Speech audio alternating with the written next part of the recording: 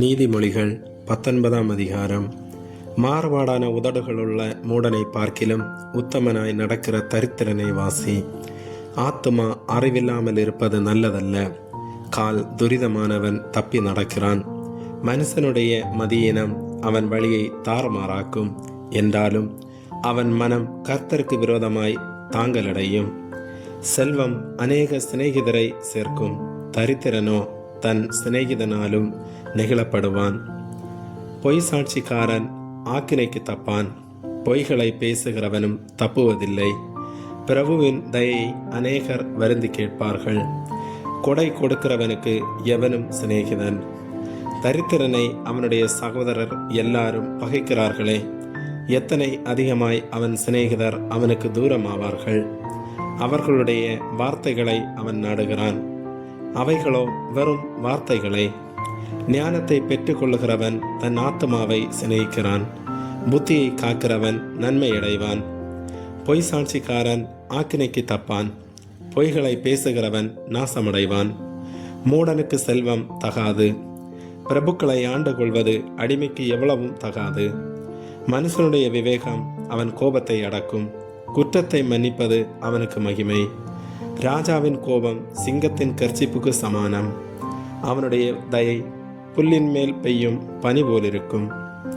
மூடனாகிய மகன் தன் தகப்பனுக்கு மிகுந்த துக்கம். மனைவியின் சண்டைகள் ஓயாத ஒழுக்கு. வீடும் ஆஸ்தியும் பிதாக்கள் வைக்கும் சுதந்திரம். புத்தியுள்ள மனைவியோ கர்த்தர் அருளும் ஈவோ. சோம்பல் தூங்கி விழ பண்ணும். அசதியானவன் பட்டினியாயிருப்பான். கட்டளைகளை காத்து கொள்ளுகிறவன் தன் ஆத்துமாவை காக்கிறான். தன் வழிகளை அவமதிக்கிறவன் சாவான். ஏழைக்கு இறங்குகிறவன் கர்த்தருக்கு கடன் கொடுக்கிறான்.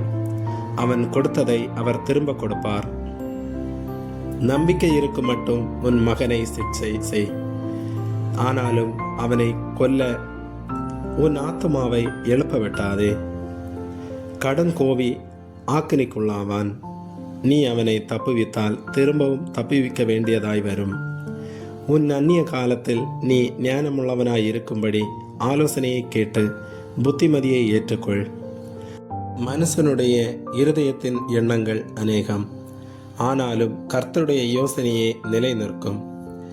நன்மை செய்ய மனுஷன் கொண்டிருக்கும் ஆசையே தயை. பொய்யனை பார்க்கிலும் தரித்திரன் வாசி.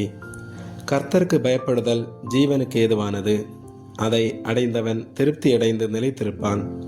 தீமை அவனை அணுகாது. சோம்பேறி தன் கையை கலத்திலே வைத்து அதை திரும்ப தன் வாயண்டைக்கு எடுக்காமல் இருக்கிறான். பரியாசக்காரனை அடி, அப்பொழுது பேதை எச்சரிக்கப்படுவான். புத்திமானை கடிந்துகொள், அவன் அறிவுள்ளவனாவான்.